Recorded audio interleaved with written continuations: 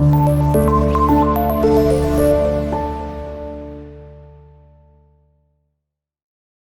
वालेकुम dear students, this is me Ghulam Nabi, your biology teacher. Okay dear students, आज जो topic start करने जा रहे हैं chapter number 3, cells and subcellular organelles. Dear students, इसके अंदर आज हम जो टॉपिक स्टार्ट करना है वो है प्लाज्मा मेम्ब्रेन। जैसा कि आप सब प्लाज्मा मेम्ब्रेन से कुछ ना कुछ वाकिफ हैं कि बेसिकली है क्या, ये बेसिकली एक सेल मेम्ब्रेन है, ठीक है, जो सेल के अराउंड पाई जाती है। तो स्टार्ट करते हैं जी। अब वो ये बात करते हैं स्टार्टिंग में, तमाम प्रोकैरियोटिक और eukaryotic, all prokaryotic and eukaryotic cells have a plasma membrane encloses their content. जितने भी प्रोकैरियोटिक और यूकैरियोटिक सेल्स हैं, इनके अंदर प्लाज्मा मेम्ब्रेन पाई जाती है, इनके बाहर वाली साइड पे, जो कि उन तमाम प्रोकैरियोटिक और यूकैरियोटिक सेल का जितना भी कंटेंट है उसको अपने अंदर इनक्लोज करती है। और स्टूडेंट एक बात याद रखिएगा, प्लाज्मा मेम्ब्रेन हर टाइप के सेल में पाई जाती है, ठीक है, whether it will be prokaryotic, whether it will be eukaryotic, plasma membrane लाजमी है, ठीक है। उसके बाद है प्लाज्मा मेम्ब्रेन जो है, अगर इसके फंक्शन की बात करें तो ये सर्व करती है as a semi porous barrier. Barrier का मतलब होता है रुकावट, पोरस का मतलब होगा कोई ना कोई ओपनिंग, सेमी का मतलब होगा कि ये एक ऐसी रुकावट होगी जो कुछ चीजों को अंदर आने की इजाजत देगी, कुछ चीजों को अंदर आने की इजाजत नहीं देगी। इसी वजह से सेमी का वर्ड यूज किया गया, which is in between. Dear students, उसके बाद है serve as a semi porous barrier to the outside environment. बाहर वाली एनवायरनमेंट के लिए सेमी पोरस बैरियर के तौर पर ये एक्ट करेगी। उसके बाद अगर हम स्ट्रक्चर देखते हैं जी प्लाज्मा मेम्ब्रेन का, तो देखिए प्लाज्मा मेम्ब्रेन का जो स्ट्रक्चर है ना, इसको हिस्ट्री के अंदर बहुत से साइंटिस्ट ने डिस्कवर किया, बहुत से मॉडल्स इसके ऊपर आए, जैसे sandwich model, unit membrane model और फ्लूइड मोज़ेक मॉडल। तो हम प्लाज्मा मेम्ब्रेन का जो स्ट्रक्चर समझने जा रहे हैं वो बेसिकली फ्लूइड मोज़ेक मॉडल के पॉइंट ऑफ व्यू से समझेंगे, क्योंकि सबसे ज्यादा एक्यूरेट और वाइडली एक्सेप्टेड मॉडल जो है हमारे पास वो फ्लूइड मोज़ेक मॉडल है। स्टूडेंट, जो फ्लूइड मोज़ेक मॉडल है, देखिए इसके अंदर ना मोज़ेक का मतलब होता है अरेंजमेंट, ठीक हो गया। तो इसके अंदर ये सेल मेम्ब्रेन के अंदर स्पेसिफिक टाइप के जो आप कह लें कि केमिकल्स या मॉलिक्यूल्स होते हैं, वो स्पेसिफिक अरेंजमेंट में वहां पर अरेंज हुए होते हैं, ठीक है। इस वजह से इसको बोलते हैं फ्लूइड मोज़ेक मॉडल। स्टूडेंट, उसके बाद है ये वाइडली एक्सेप्टेड मॉडल है। अब ये वाइडली एक्सेप्टेड होने के साथ साथ करता क्या, describes the dynamic nature of plasma membrane. देखिए प्लाज्मा मेम्ब्रेन जो है ना, वो स्टैटिक नेचर की नहीं होती, बल्कि ये डायनेमिक है। डायनेमिक का मतलब है कंटिन्यूअसली चेंजेस आ रहे हैं, कंटिन्यूअसली वो मेम्ब्रेन के अंदर मूवमेंट होती जा रही है, चीजों की ट्रांसपोर्ट हो रही है। तो ये प्लाज्मा मेम्ब्रेन की डायनेमिक नेचर को डिस्क्राइब करती है। उसके बाद है, अगर देखा जाए इसको डिस्कवर या प्रपोज किसने किया है इस मॉडल को, तो इसको सबसे पहले दो अमेरिकन बायोलॉजिस्ट थे। पहला है जी आपके पास एस.जे. सिंगर और दूसरा था गर्थ निकलसन। 1972 के अंदर इन्होंने फ्लूइड मोज़ेक मॉडल दिया। अब इस मॉडल के मुताबिक क्या था, the basic foundation of plasma membrane is a lipid bilayer. Dear students, एक चीज याद रखिएगा, लिपिड तो आपको पता है कि एक बायोमोलिक्यूल है। बाइलेयर का मतलब क्या होता है, इसके मुताबिक जो है प्लाज्मा मेम्ब्रेन या सेल मेम्ब्रेन के अंदर दो लिपिड्स की लेयर होती है। लिपिड इज देयर फाउंडेशन जो है प्लाज्मा मेम्ब्रेन का, वो लिपिड बाइलेयर है। लेट्स सपोज ये आपके पास सेल है, ये न्यूक्लियस है, ये है सेल मेम्ब्रेन, ठीक है। अब इस सेल मेम्ब्रेन को जूम करके देखा जाए ना अगर, तो इसके अंदर क्या है, ये देखें यहां पर ना लिपिड की बाइलेयर मौजूद है, मतलब दो लिपिड्स की लेयर है। एक ये लेयर लिपिड की ऊपर वाली है, अपर लेयर है, ठीक है, और एक ये नीचे वाली जो लेयर है ये दूसरी लेयर है। इस वजह से ये प्लाज्मा मेम्ब्रेन का जो बेसिक फाउंडेशन है, बेसिक पिलर है, वो लिपिड की दो लेयर है, इसको बोलते हैं जी लिपिड बाइलेयर।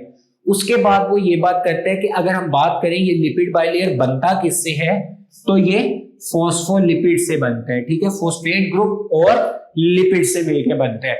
स्टूडेंट, उसके बाद है कि इस प्लाज्मा मेम्ब्रेन में और क्या क्या चीजें मौजूद होती हैं, collection of proteins float with in the lipid bilayer. अब इसमें कई तरह की प्रोटीन्स हैं जिसको आगे हम डिस्कस करते हैं। ये भी इन दोनों लिपिड्स की बाइलेयर के अंदर वो डिफरेंट टाइप की जो प्रोटीन्स हैं वो फ्लोट कर रही होती हैं, वहां पर तैर रही होती हैं। उसके बाद है डियर स्टूडेंट्स, नेक्स्ट मूव करते हैं जी। नेक्स्ट पॉइंट ये है, फॉस्फोलिपिड्स के अंदर एक फॉस्फेट ग्रुप होता है at one end of each molecule, हर फॉस्फोलिपिड के ऊपर, ठीक हो गया। होगा क्या, एक फॉस्फेट ग्रुप होगा, ठीक है, कहां पर मौजूद होगा, एंड ऑफ ईच मॉलिक्यूल। अब यहां पर आपने स्ट्रक्चर को बहुत अच्छे से समझने, देखें लेट्स सपोज ये एक फॉस्फोलिपिड का मॉलिक्यूल है, ठीक हो गया। अब इसके अंदर क्या होगा, हर एंड के ऊपर क्या चीज लगी होगी, फॉस्फेट ग्रुप लगा होगा। अब यहां पर वो ये बात करता है कि फॉस्फोलिपिड्स जो होते हैं वो हाइड्रोफिलिक और हाइड्रोफोबिक नेचर के होते हैं, हाइड्रोफिलिक और हाइड्रोफोबिक। अब डियर स्टूडेंट्स एक चीज याद रखिएगा, ये हाइड्रोफिलिक का जो वर्ड है, फिलिक का मतलब होता है लविंग और हाइड्रो का मतलब वाटर, तो ये वो वाला एंड होगा फॉस्फोलिपिड का जो वाटर लविंग होगा, मतलब जो वाटर को इजीली एक्सेप्ट कर लेगा या वाटर को अपने अंदर से पास करने देगा। तो ये लगा होता है जी कहां पर, फॉस्फेट एंड पर, और बेसिकली ये हेड बना रहा होता है, ठीक है। उसके बाद जो दूसरा एंड है जी वो है हाइड्रोफोबिक। हाइड्रो वाटर फोबिक का मतलब किसी भी चीज से डरना, तो ये वाटर फेरिंग या वाटर रिपेलेंट एंड होगा। ये कहां पर मौजूद होता है, along their tail regions containing carbon and hydrogen chains, ठीक है। तो ये जो टेल रीजन होगा ना, ठीक है, ये टेल रीजन के अंदर कौन सा होगा, ये हाइड्रोफोबिक एंड होगा टेल रीजन में, ठीक है। और इसके अंदर कौन कौन सी चेन्स होंगी, हाइड्रोकार्बन की चेन्स होंगी जिसमें कार्बन और हाइड्रोजन के दरमियान बॉन्ड्स मौजूद होंगे। तो स्टूडेंट दोबारा से बता देता हूं, फॉस्फोलिपिड्स के अंदर क्या चीज मौजूद है, फॉस्फेट ग्रुप है, ठीक है। और फॉस्फेट ग्रुप कहां पर लगा होता है, हर मॉलिक्यूल के एंड पे एक फॉस्फेट ग्रुप लगा होता है। अब वो जो फॉस्फोलिपिड्स है वो हाइड्रोफिलिक नेचर के भी हैं और हाइड्रोफोबिक नेचर के भी हैं, वाटर लविंग है फॉस्फेट एंड पर। ये जो एंड है ये फिलिक है, हाइड्रोफिलिक एंड है ये, और ये जो टेल वाला एंड है ये फोबिक एंड है। ओके डियर स्टूडेंट्स, अब वो कहता है कि लिपिड की बायलेयर जो है of plasma membrane have hydrophobic tails oriented inward hydrophilic phosphate group align out. ये स्टूडेंट पॉइंट बहुत ज्यादा इंपॉर्टेंट है और समझने वाला है। देखिए यहां पर हमने कंसीडर किया लिपिड की एक ये बायलेयर है और लिपिड की दूसरी लेयर ये है, ठीक है, दो लेयर्स हैं इकट्ठा, उनको लिपिड की बायलेयर बोलते हैं। अगर मैं इसी लिपिड की लेयर को जो है वो बड़ा करके दिखाऊं तो यहां पर आपको नजर आएगा कि ये क्या है, यहां पर वो कहता है लिपिड की जो बायलेयर है उसमें हाइड्रोफोबिक टेल्स हैं जो अंदर की तरफ आ रही होती है, ठीक है, हाइड्रोफोबिक लिपिड की टेल्स होती हैं। अब देखें ये मैं ऊपर वाली लेयर के आप कह लें कि इसके अंदर से मैंने एक फॉस्फोलिपिड बना दिया, ठीक है, ये उसका हेड है, ये उसकी टेल है, ये मैंने एक बनाया। दूसरा अब मैं नीचे वाली लिपिड की लेयर ले लेता हूं, उसमें भी किस तरह से बना होगा, एक तरफ हेड होगा जो कि हाइड्रोफिलिक है और दूसरी तरफ जो है वो टेल होगी जो कि हाइड्रोफोबिक है। अब अगर हम बात करें ना अब देखें इसी तरह ये ऊपर से इस तरह का स्ट्रक्चर बन रहा होगा और नीचे वाली जो लिपिड की लेयर है वो इस तरफ की इस डायरेक्शन में मूव करेगी। तो अब आपको यहां पर हाइड्रोफोबिक लिपिड की जो टेल्स हैं वो आपको नजर आएंगी कि वो दोनों टेल जो हैं वो अंदर की तरफ क्या कर रही हैं, ओरिएंटेड इनवर्ट्स, दोनों एक यहां से वो इस तरफ और यहां से इस तरफ। अंदर की तरफ जो लिपिड की लेयर्स है ना वो क्या कर रही हैं, ओरिएंटेड इनवर्ट। और अगर आप बात करें हाइड्रोफिलिक फॉस्फेट ग्रुप की जो कि हेड रीजन बनाता है, ठीक हो गया। अब फॉस्फोलिपिड में जो फॉस्फेट ग्रुप है जो कि हेड रीजन बना रहे, अगर हम इसकी अलाइनमेंट की बात करें तो इसकी अलाइनमेंट आपको दोनों तरफ से कहां पर नजर आ रही होगी। अब देखें ये सेल वॉल है, ठीक है, अगर आप इसके हेड की बात करें जिसको मैंने यहां पर इस तरह से डिनोट किया है, तो अब देखें ये हेड जो है ये बाहर वाली साइड पर कहां पर अलाइन हुआ है, एक्स्ट्रा सेलुलर इन्वायरमेंट की तरफ उसकी अलाइनमेंट है, बिल्कुल। अब देखें ये वाला जो सारा रीजन है ये तो सेल से बाहर का रीजन है, ठीक है, तो ये कहां पर अलाइन हुआ है, अराउंड या align towards extra cellular environment, ठीक है। या अब ये जो है उस मेम्ब्रेन का अंदर वाला हिस्सा है, ठीक है, जो लिपिड की दूसरी लेयर है वो अंदर वाली साइड पे है। तो देखें वो वाला जो आप कह लें कि हाइड्रोफिलिक फॉस्फेट ग्रुप का जो ये वाला एंड होगा दूसरा, वो किसकी तरफ फेस होगा, through cytoplasm, face towards cytoplasm. अब उसके हेड की जो शेप होगी जो कि हाइड्रोफिलिक नेचर का है वो किसको फेस कर रहा होगा, यहां पर जो हेड यहां पर लगा होगा वो अंदर वाली साइड पर साइटोप्लाज्म को फेस कर रहा होगा। तो डियर स्टूडेंट ये था पॉइंट हाइड्रोफिलिक हाइड्रोफोबिक जो टेल्स हैं वो अंदर की तरफ दोनों एक दूसरे के साथ ओरिएंटेड इनवर्ड, और जो दूसरा हाइड्रोफिलिक एंड है फॉस्फेट ग्रुप का जो कि हेड बना रहा होता है वो या तो एक्स्ट्रा सेलर इन्वायरमेंट की तरफ होगा या तो सेल के साइटोप्लाज्म की तरफ उसकी अलाइनमेंट होगी। तो डियर स्टूडेंट्स ये था जी आपके पास structure of fluid mosaic model. अगर हम बात करें यूकैरियोट्स के अंदर तो प्लाज्मा मेम्ब्रेन के अंदर जो है वो लिपिड और प्रोटीन्स के अलावा भी कुछ स्ट्रक्चर्स मौजूद होते हैं जिसके अंदर क्या चीज आ जाती है, कोलेस्ट्रॉल। यहाँ पर आप देख लें कि लिपिड बाइलेयर के अंदर ये आपको छोटे छोटे मॉलिक्यूल्स नजर आ रहे हैं, बेसिकली कोलेस्ट्रॉल है। ये फॉस्फोलिपिड की जो बाइलेयर होती है ना, ये बाइलेयर है, ठीक है, फॉस्फोलिपिड की। इस फॉस्फोलिपिड की बाइलेयर के अंदर वेज्ड हुए होते हैं, धंसे हुए होते हैं। और डियर स्टूडेंट्स एक चीज याद रखिएगा, ये जो कोलेस्ट्रॉल है बेसिकली कोलेस्ट्रॉल किसको बोलते हैं, कोई भी ऐसी चीज जो चिकनाई वाली है उसको कोलेस्ट्रॉल बोलते हैं। तो अगर ये कोलेस्ट्रॉल फॉस्फोलिपिड बाइलेयर में वेज्ड हुआ है तो ये फ्लूइडिटी ऑफ मेम्ब्रेन को लो टेम्परेचर के ऊपर जो मेम्ब्रेन की फ्लूइडिटी है, ठीक हो गया, उसको क्या रखता है, मेंटेन रखता है। ये कहने का मकसद है कि मेम्ब्रेन को ड्राई होने नहीं देता, लो टेम्परेचर के ऊपर फ्लूइडिटी को मेंटेन रखेगा। उसके बाद है कि बहुत ज्यादा फॉस्फोलिपिड की जो बाइलेयर है इसके अंदर बहुत टाइप की प्रोटीन्स भी पाई जाती हैं। अब वो प्रोटीन्स, क्योंकि डियर स्टूडेंट्स देखें फंडामेंटल जो स्ट्रक्चर है प्लाज्मा मेम्ब्रेन का या फंडामेंटल या फाउंडेशन जो प्लाज्मा मेम्ब्रेन की, वो तो लिपिड की बाइलेयर होती है क्योंकि ये ज्यादा तादाद में होती है, ठीक है। लेकिन एक चीज याद रखिएगा, यहां पर प्रोटीन की तादाद कम है लेकिन मिकदार जो है प्रोटीन की ज्यादा होती है। प्लाज्मा मेम्ब्रेन में वो 60 to 80% होती है, जबकि लिपिड की जो अमाउंट है या आप कह सकते हैं कि लिपिड की जो कंसंट्रेशन है वो तो 20 to 40% है।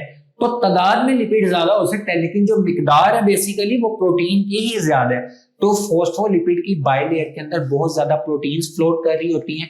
कुछ प्रोटीन सिंपली एडहेयर करती हैं बाइलेयर के साथ ना, सिंपल आम तरीके से जुड़ी होती हैं, जैसे कि कुछ सरफेस प्रोटीन है, ठीक हो गया। जैसे कि उसके अलावा ग्लाइकोप्रोटीन्स हैं, वो लिपिड की बाइलेयर के ऊपर क्या कर रही है, फ्लोट कर रही है। और उसके अलावा यहां पर सेंटर में जो प्रोटीन है जो रेड कलर से डिनोट की गई है, ये इसकी शेप राउंड होती है और ये बिल्कुल सेंटर में होगी लेयर के, इसको बोलते हैं ग्लोब्यूलर और इंटीग्रल प्रोटीन।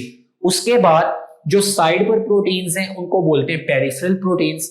फिर उसके अलावा कुछ प्रोटीन्स ऐसी होती हैं जिन्होंने स्पेसिफिक टाइप के मॉलिक्यूल्स को पास करवाने में हेल्प करना होता है, तो ये जो प्रोटीन्स हैं ये चैनल प्रोटीन्स होती हैं। उसके अलावा कुछ प्रोटीन सिंपली बाइलेयर के साथ अडहेयर हुई होती है, जैसे कि यहाँ पर बाइलेयर के साथ सरफेस प्रोटीन है।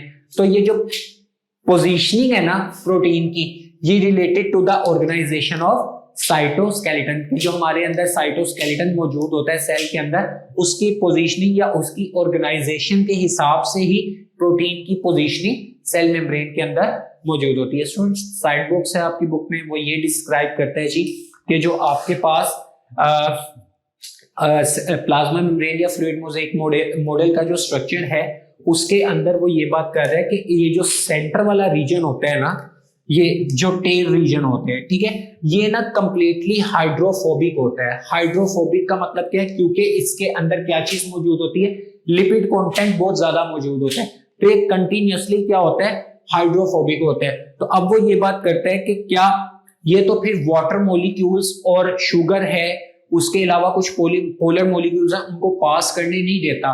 तो अगर ये वाला प्रोसेस हो तो इस तरह से, तो अगर वाटर सेल के अंदर नहीं जा रहा तो उस सेल की तो डेथ हो जाएगी। तो ये मैकेनिज्म किस तरह से होता है, वो ये बात करते हैं कि बेशक इनर साइड इंतहाई हाइड्रोफोबिक है, ठीक हो गया, वाटर पोलर मॉलिक्यूल्स को एंटर या उसकी ट्रांसपोर्ट नहीं होने देती। तो इसी वजह से यहां पर कुछ स्पेसिफिक टाइप की प्रोटीन्स हैं, जैसे चैनल प्रोटीन्स हैं। तो कुछ चैनल्स और कुछ प्रोटीन्स इस तरह की है जो कैरियर के तौर पर या ट्रांसपोर्टर के तौर पर वहां पर एक्ट करती हैं। सेल्स एंड सबसेलुलर ऑर्गेनेलिस, इसी के अंदर हम प्रीवियस टॉपिक पढ़ रहे थे प्लाज्मा मेम्ब्रेन। तो डियर स्टूडेंट्स आज जो है वो हम इस प्लाज्मा मेम्ब्रेन का जो फर्दर रिमेनिंग पार्ट है उसको डिस्कस करेंगे। तो स्टूडेंट्स सबसे पहले प्लाज्मा के अंदर हम लोगों ने डिफरेंट स्ट्रक्चर्स पढ़ लिए कि फ्लूइड मोज़ेक मॉडल होते हैं और उसके अलावा डिफरेंट टाइप के कार्बोहाइड्रेट्स और कोलेस्ट्रॉल वगैरह, वो सब उसकी लिपिड बाइलेयर के स्ट्रक्चर में डिस्कस कर लिया था। अब उसके बाद हमने ये भी पढ़ा था कि लिपिड बाइलेयर में कुछ स्पेसिफिक टाइप की प्रोटीन्स भी होती हैं। जो डिफरेंट फंक्शंस परफॉर्म कर रही होती हैं। तो आज हम देखेंगे कि प्लाज्मा मेम्ब्रेन के अंदर जो डिफरेंट टाइप की प्रोटीन्स हैं वो किस तरह से फंक्शन परफॉर्म करती हैं। तो स्टूडेंट सबसे पहले कुछ प्रोटीन्स होती हैं जो ट्रांसपोर्टर्स के तौर पे एक्ट करती हैं। ट्रांसपोर्टर का मतलब है चीजों को पास करवाने में हेल्प करती हैं। जैसे कि कुछ प्रोटीन्स हैं सिलेक्टिव ट्रांसपोर्ट करवाती हैं। सिलेक्टिव ट्रांसपोर्ट का मतलब है कि सिलेक्टेड चीजों को या सिलेक्टेड सब्सटेंसेस को ही पास करवाने में हेल्प करवाएंगी, ठीक है। जैसे कि सिलेक्टिव ट्रांसपोर्ट किसकी, सब्सटेंसेस की अक्रॉस द फॉस्फोलिपिड बाइलेयर। जो फॉस्फोलिपिड बाइलेयर है उसमें से सिर्फ कुछ चीजों की जो सिलेक्टिव होंगी, ठीक है, उनको ही क्या करवाएंगी, उनकी ही ट्रांसपोर्ट में हेल्प करेंगी। और दूसरा, ये जो प्रोटीन्स हैं ये एक्ट करती हैं चैनल्स के थ्रू और एक्टिव ट्रांसपोर्ट ऑफ मॉलिक्यूल्स करवाते हैं। डियर स्टूडेंट्स, एक चीज याद रखिएगा, ये जो प्रोटीन्स होती हैं ये दो तरह के ट्रांसपोर्ट करवाती हैं। एक करवाती है पैसिव ट्रांसपोर्ट जिसके अंदर एनर्जी रिक्वायर नहीं होती, ठीक है, और दूसरी ये क्या करवाती है, एक्टिव ट्रांसपोर्ट ऑफ मॉलिक्यूल्स भी ये प्रोटीन्स करवाती हैं, ठीक है। तो इधर चैनल्स का मतलब आप कंसीडर कर सकते हैं ये क्या है, पैसिव ट्रांसपोर्ट है। तो पैसिव ट्रांसपोर्ट के अंदर फिर वो डिफरेंट टाइप के मैकेनिज्म आ जाते हैं जैसे डिफ्यूजन वगैरह, डिफ्यूजन, फैसिलिटेटेड डिफ्यूजन। तो एक्टिव ट्रांसपोर्ट ऑफ मॉलिक्यूल्स भी करवाते हैं और पैसिव ट्रांसपोर्ट भी करवाते हैं। ओके डियर स्टूडेंट्स, उसके बाद है एंकर्स। एंकर का मतलब होता है किसी चीज को होल्ड करके रखना, जोड़ कर रखना।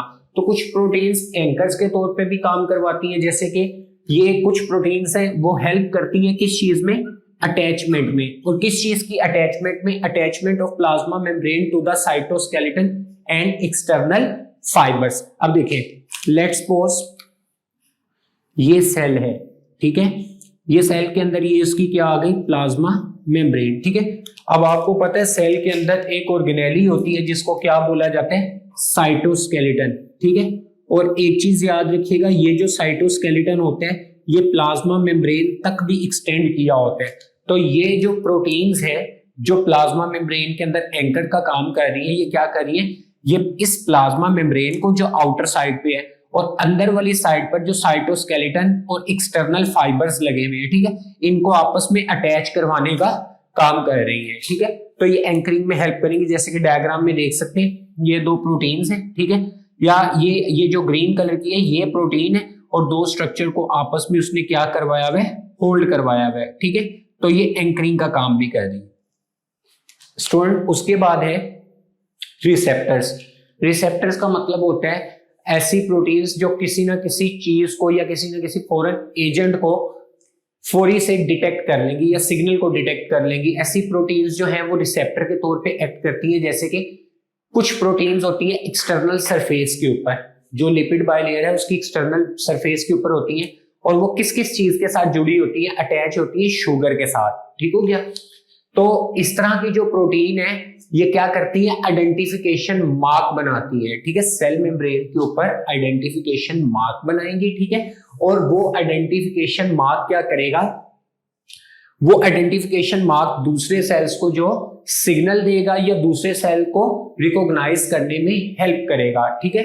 तो यहां से क्या है, कुछ प्रोटीन एक्सटर्नल सरफेसेस के ऊपर होती हैं, वो अटैच होती है शुगर के साथ और वो वहां पर आइडेंटिफिकेशन मार्क बना देती हैं, ठीक है, एज ए सिग्नल के तौर पे वर्क करती हैं। उसके बाद है कुछ प्रोटीन फंक्शन करती हैं as a receptors, bind messenger molecules, hormones and transmit signal to interior cell. ये पॉइंट हमने ऊपर डिस्कस कर लिया कि कुछ प्रोटीन्स जो है वो रिसेप्टर के तौर पे एक्ट तो करेंगी, ठीक हो गया, और वो बाइंड किसके साथ करेगी, मैसेंजर मॉलिक्यूल। ऐसा मॉलिक्यूल देखें, वो प्रोटीन आई, वो बाइंड की, वो बाइंड किसके साथ की, किसी ना किसी मैसेंजर मॉलिक्यूल के साथ, जैसे कि हार्मोन होते हैं, ठीक है। और आपको पता है हार्मोन एक मैसेंजर मॉलिक्यूल है जो सेल के एक पार्ट से या बॉडी के एक पार्ट से दूसरे पार्ट तक मैसेज लेकर जाता है।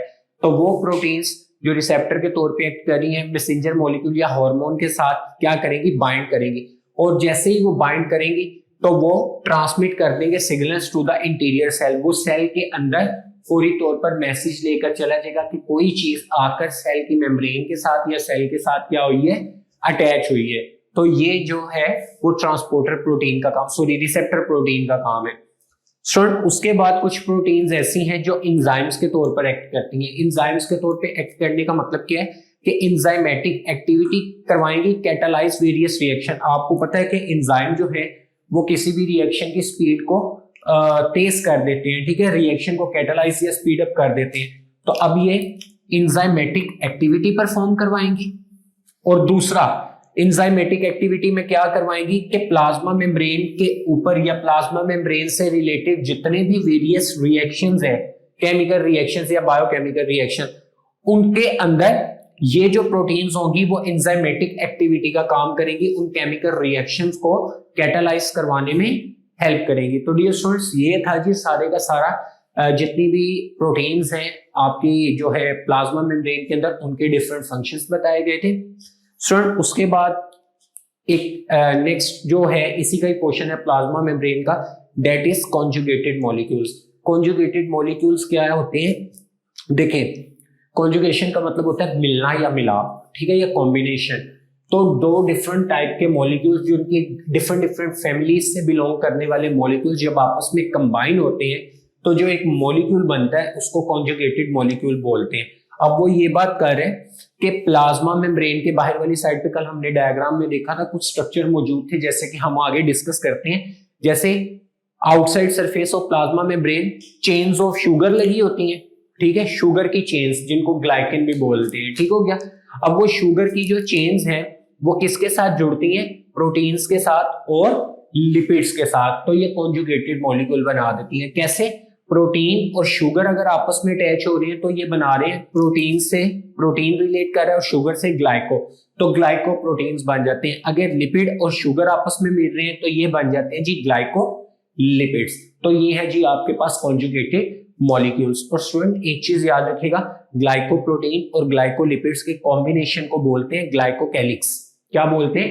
ग्लाइकोकैलिक्स। और ग्लाइकोकैलिक्स जो है वो एक्ट करता है आइडेंटिफिकेशन मार्क के तौर पे, ठीक हो गया। आइडेंटिफिकेशन का मार्क है एक ऐसा निशान छोड़ देता है निशानदही के लिए कि दूसरे सेल्स जो हैं वो इसको क्या कर ले, रिकॉग्नाइज कर सके। तो ये ग्लाइकोलेक्स आइडेंटिफिकेशन मार्क के तौर पर एक्ट करता है। उसको हमने ऊपर भी डिस्कस किया था रिसेप्टर के अंदर।